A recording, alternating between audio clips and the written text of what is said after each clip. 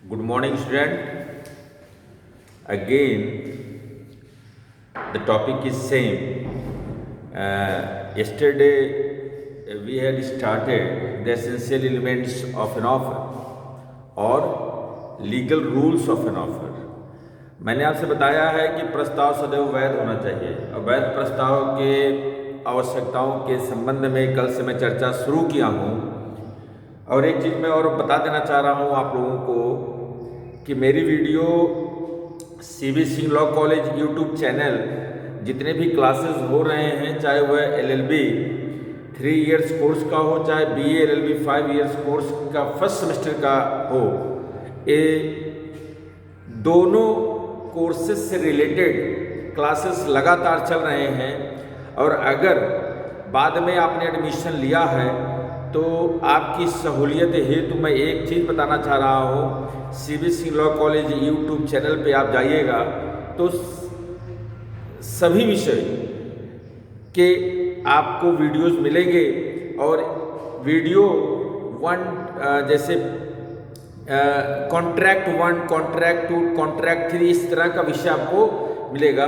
तो आप अगर लेट में एडमिशन लिए हैं तो आप पूर्व के वीडियो भी देख सकते हैं CB Singh law college YouTube channel के माध्यम से। यह एक सूचना है। और बाद के एडमिशन लिए हुए छात्रों से आग्रह है कि वह विषय को समझने के लिए वह सभी विषय की बात मैं कर रहा हूँ, not only of contract only. मैं सिर्फ संविदा के विषय में बात नहीं कर रहा हूँ, मैं अन्य विषयों की भी बात कर रहा हूँ, चाहे आईपीसी हो, चाहे कॉन्स्टिट्यूशन हो, चाहे सोशियोलॉजी हो, बीएलएलबी का कोर्स है, चाहे हिस्ट्री हो, हिंदू लॉ हो, इकोनॉमिक्स हो, इंटरनेशनल लॉ हो, सारे सब्जेक्ट्स की बात मैं कर रहा हूँ कि आपको पूर्व के लेक्चर्स भी आप सुन सकते हैं और सुनकर पूरे विषय को समझ सकते हैं। ये आज का एक समझ लीजिए छोटा सा एक इन्फॉर्मेशन है। It is a notice to the students those who have taken the admission after starting the classes at CB Singh Law College. Yesterday we had started the essential elements of contract and we had discussed. कल से हमने प्रस्ताव के आवश्यक तत्व क्या हैं इसकी बात। मैंने हमेशा कहा है कि प्रस्ताव हमेशा वैध होना चाहिए। तो वैध प्रस्ताव तभी होगा जब भारतीय संविधान अधिनियम 1872 के अनुसार जितनी भी चीज़ें निर्धारित की गई हैं अधिनियम के तहत, अगर उसके अनुसार वह सारी आवश्यक तत्व अगर मौजूद है प्रस्ताव में, तो तभी हम कह सकते हैं कि आपका प्रस्ताव, आपका ऑफर वह वैध है। और जब वैध प्रस्ताव होगा तभी एक संविदा अस्तित्व में आ सकता है। तो कल मैं आपको डिस्कस किया था offer must be capable of creating legal relationship and the terms of the offer must be definite and certain. मैं आज आपसे चर्चा करूंगा थर्ड इम्पॉर्टेंट, हम लोग एसेंशियल एलिमेंट्स डिस्कस कर रहे हैं, essential elements of contract, essential elements of offer. Offer की आवश्यकता हमने दो चर्चा कर लिया, आज तीसरा है offer must be communicated. Offer must be communicated. प्रस्ताव सदैव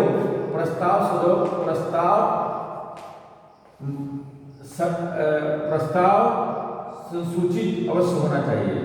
सदैव संसूचित हो, संसूचित माने सामने वाले को आपको बताना है कि आपने प्रस्ताव दिया है।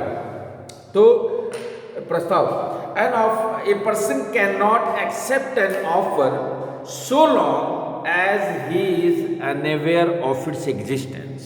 पहला, कोई भी व्यक्ति किसी भी प्रस्ताव की स्वीकृति नहीं कर सकता वह यदि अनअवेयर है, अनजान है, अनभिज्ञ है, उसको जानकारी नहीं है। A person can not accept an offer so long as he is unaware of its existence unless an offer is properly communicated। जब तक ऑफर को पूर्ण रूप से आप संसूचित नहीं किए हो, स्वीकृतकर्ता को आप बताए नहीं हो, it shall not be accepted, it shall not be treated as an acceptance. जब तक आप उसको संसूचित नहीं कर रहे हो, a person can not give an offer to himself, कोई भी व्यक्ति प्रस्ताव अपने आप को नहीं दे सकता. And one thing is very clear, if you are unaware, if you are unknown, if you have no idea, if you don't know anything about the offer, and unfortunately you have accepted the offer, that very offer shall not be, that very acceptance shall not be treated as a valid acceptance. वह valid acceptance की श्रेणी में नहीं आएगा, क्योंकि you don't know anything about the offer. First of all, it is the duty of the offerer, it is the essential, very essential elements of the offer, that if you are giving the offer, after giving of the offer, you must communicate to the acceptor. आपको स्वीकृतकर्ता को संसूचित अवश्य करना है. यदि आप संसूचित नहीं करते हैं, यदि आप संसूचित नहीं करते हैं, तो संसूचना के अभाव में वह प्रस्ताव वैध प्रस्ताव नहीं माना जाएगा, और वैध प्रस्ताव का यह एक मुख्य आवश्यक तत्व है. Unless the offer is communicated, no one can accept the offer.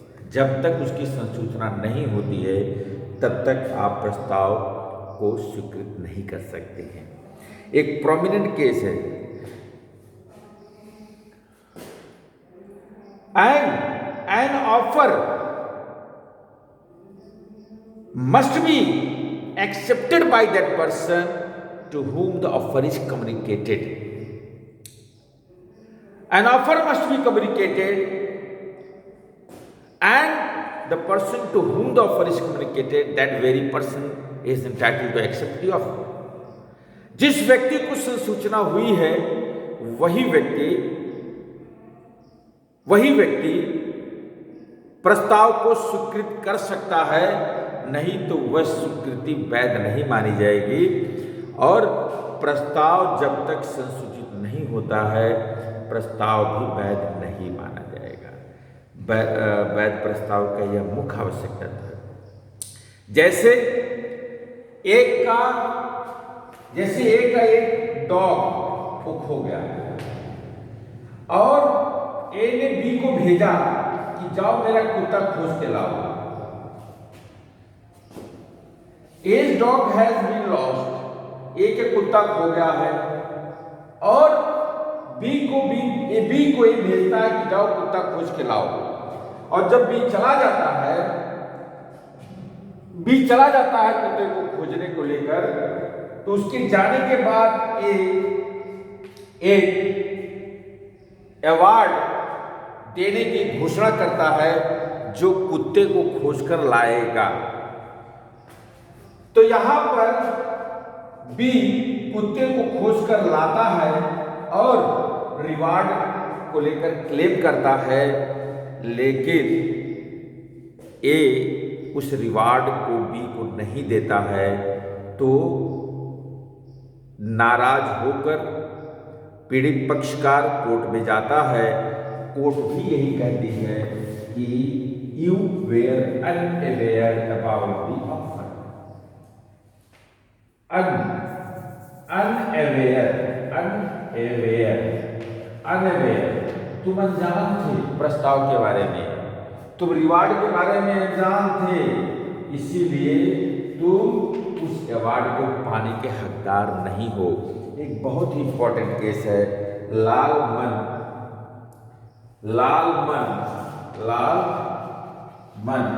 Versus Gauri Dutt 1913 का केस है. Very important case regarding the matter of communication. अगर कम्युनिकेशन आप लिख रहे हैं तो इस केस को रेफरेंस जरूर दीजिएगा. जब तक ये केस आप नहीं लिखेंगे अपने उत्तर में, तब तक आपका उत्तर पूर्ण नहीं माना जाएगा. लालमन वर्सेस गौरी दत्त का केस क्या था? इसमें गौरी दत्त जो है उसका भतीजा खो जाता है, और भतीजा खोजने के बाद वह अपने सर्वेंट लालबन को भेजता है भतीजे को खोजने को लेकर। और जब वह खोजने के लिए निकलता है तो उसके बाद गौरी दत्त जो है वह उसको एक रिवार्ड देने की बात की घोषणा करता है, और घोषणा में कहता है जो भी उसके भतीजे को खोज के लाएगा उसको एक राशि निर्धारित करता है, 10 पाउंड वो उसको दिया जाएगा। इसी बीच जो उसका सर्वेंट रहता है वह सर्वेंट जो है वह खोज कर भतीजे को लाता है, लेकिन रिवार्ड के बारे में उसको जानकारी नहीं रहती है। तो जब वो आता है और रिवार्ड के बारे में भी जानकारी उसको मिलती है तो वह रिवार्ड को क्लेम करता है, लेकिन मालिक उसको रिवार्ड नहीं देता है, जिससे नाराज होकर वह कोर्ट में केस दायर करता है, और कोर्ट भी यही कहती है कि you were unaware, that very offer was not communicated to you. You were unaware. You don't know anything about the declaration of the award. That's why you were not entitled to claim the reward. आप इस तरह के प्रस्ताव से अनभिज्ञ थे, आपको reward से संबंधित कोई जानकारी नहीं थी, इसीलिए आपको यह रिवार्ड पाने का हकदार आप नहीं। तो आपको समझ आ गया होगा, ऑफर मस्ट बी कम्युनिकेटेड। अब तीसरा चौथा इंपॉर्टेंट पॉइंट है, ऑफर में बी कंडीशनल। ऑफर में बी नंबर जो 4th पॉइंट है, ऑफर में बी कंडीशनल। ऑफर में बी कंडीशनल। ऑफर में भी कंडीशनल, प्रस्ताव शर्त के साथ हो सकता है। अगर हिंदी में कहीं कोई गलती होगी उसको सुधार लीजिएगा, शर्त के साथ हो सकता है। It is the liberty and such liberty has been given under the Indian Contract Act 1872। एक प्रकार की स्वच्छंदता प्रस्तावकर्ता को दिया गया है कि जब भी वह प्रस्ताव दे तो प्रस्ताव देते समय वह कुछ शर्त भी निर्धारित कर सकता है। इस तरह की लिबर्टी भारतीय संविधान अधिनियम 1872 में दिया गया है, और उस लिबर्टी के तहत वह शर्त निर्धारित कर सकता है। और इट इज ऑल्सो इमेटीरियल, यह भी बहुत महत्वपूर्ण नहीं है कि शर्त बहुत कठोर है, हार्ड है और रिडिकुलस है। हार्ड और ridiculous, it is immaterial, HARD, hard और रिडिकुलस, हास्यास्पद, कठोर या हास्यास्पद है। शर्त कैसा है यह भी अधिनियम निर्धारित नहीं करता है। It is up to the offeror to just settle the condition whether it is hard और रिडिकुलस। वो हार्ड है, रिडिकुलस है, यह अधिनियम उन्मुक्त करता है प्रस्तावकर्ता को कि वह कोई भी शर्त निर्धारित कर सकता है। तो यह it shall be the duty, it shall be the legal duty of the offeree acceptor to follow the condition settled by the offerer at the time of the giving of the offer।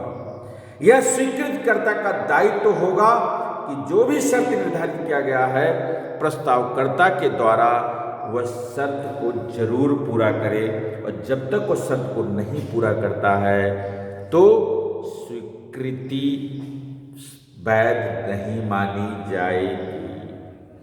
जैसे ए ने एक machine खरीदा Y से, और जब machine खरीदा तो उस वारंटी कार्ड में ढेर सारी छोटी छोटी शर्तें लिखी थी वाई के द्वारा ए के लिए। जब वह वारंटी कार्ड पे साइन कर देता है और जब ले लेता है तो उन सारी शर्तों को मानने के लिए ये बाध्य रहेगा। तो it is the we can say the legal obligation of the offeree to accept the condition, to fulfill the condition, what condition has been settled by the offerer at the time of the giving of the offer. Number fourth essential has been completed. Fifth essential, offer may be general or specific. Offer may be general or specific. Number 5, offer may be general or specific. Offer may be general or specific. प्रस्ताव क्या हो सकता है? General भी हो सकता है, specific भी हो सकता है। जनरल ऑफर का मतलब सर्वसाधारण के लिए, साधारण या सभी के लिए, सभी जन मानस के लिए।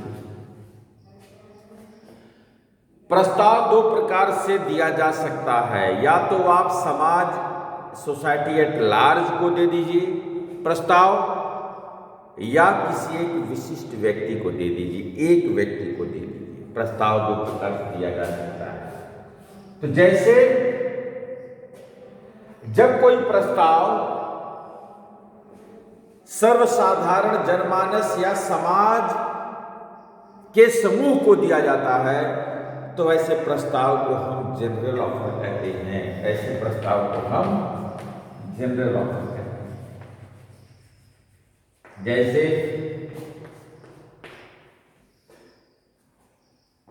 ए कि एक हीरे की अंगूठी खो जाती है, एक की हीरे की अंगूठी खो जाती है, और उस हीरे की अंगूठी को खोजने को लेकर वह एक समाचार पत्र में ऐड देता है, एडवर्टीजमेंट करता है। एडवर्टीजमेंट कि जो भी मेरी अंगूठी को प्राप्त करेगा, जो भी मेरी अंगूठी को पाएगा या जो उसको रिटर्न बैक करेगा, मैं उसको 5,000 रुपए दूंगा।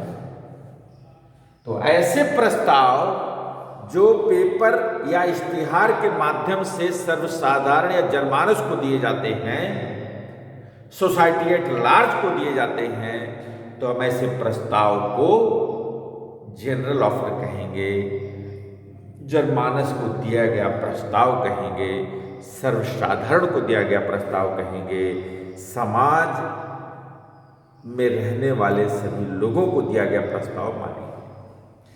और स्पेसिफिक ऑफर क्या है? स्पेसिफिक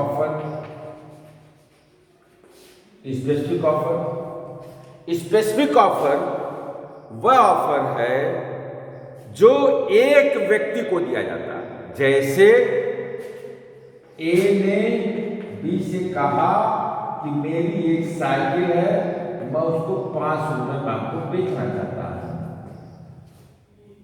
ये प्रस्ताव देता है बी को कि मेरी एक साइकिल है, मैं उसको 500 रुपए में आपको बेचना चाहता हूं। तो यह प्रस्ताव सिर्फ और सिर्फ बी को दिया गया है।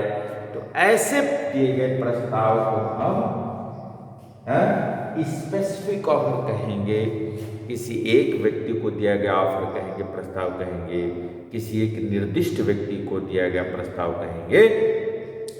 और प्रस्ताव इसी तरह दो तरीके से, चाहे वह जनमानस को हो चाहे एक विशिष्ट व्यक्ति को हो, दिया जा सकता है। आपका छठवां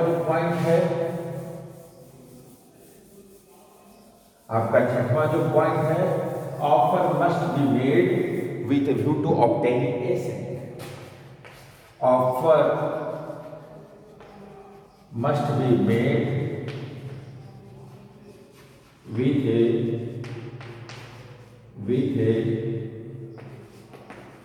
view to obtaining assent. Offer must be made with a view to obtaining assent. प्रस्ताव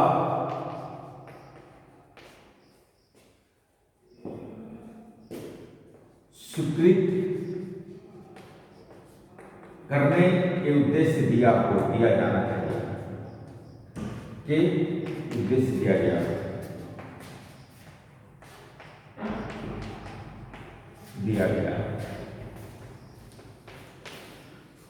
It is also the vitally essential and